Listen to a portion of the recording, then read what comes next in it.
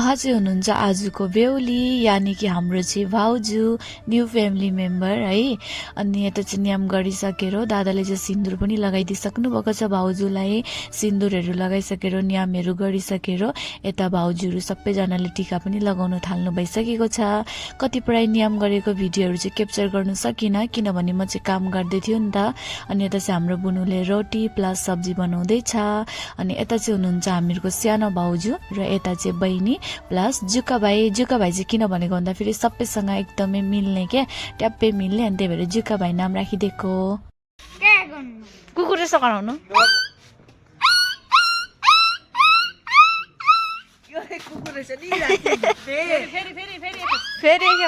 साथीहरू आज चाहिँ खानामा के छ भनेर हाम्रो जुका भाइले देखाउँदैछ, तपाईँहरू पनि हेर्नुहोस् है त।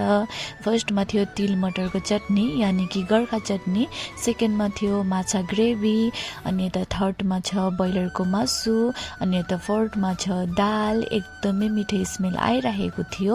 अनि उहाँहरू चाहिँ हुनुहुन्छ हामीहरूको वक्पा हजुर, माइला काका, अनि यता चाहिँ हुनुहुन्छ हाम्रो फुपा, र यतातिर चाहिँ छ फेरि हामीहरूको नन भाइ एकदमै बिजी गेममा।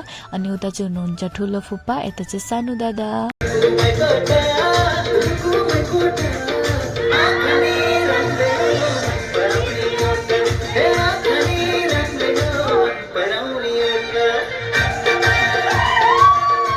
र यता चाहिँ आन्टी दिदी बहिनीहरू पनि आइपुग्नु भयो नि त।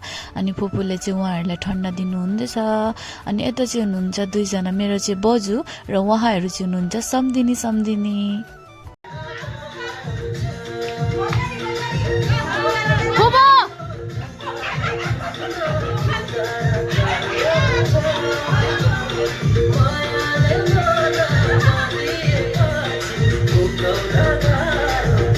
र साथीहरू हाम्रो फुपू चाहिँ पुरा डान्स गर्दा काम गर्दा पुरा भोक लाग्यो अरे नि त। अनि फुपूहरू चाहिँ खाना खानु बस्नु भइसकेको छ र हामीले पनि सबैजनालाई खानापिना दियो अरे। अनि हामी पनि खाना खानु बसिसकेको छौँ। एकदमै मिठो भएको थियो। अब खाना खाएर फेरि डान्स गर्नुपर्छ नि त, त्यही भएर हामी पनि छिटो खाना खाँदैछौँ अनि त्यसपछि डान्स गर्ने।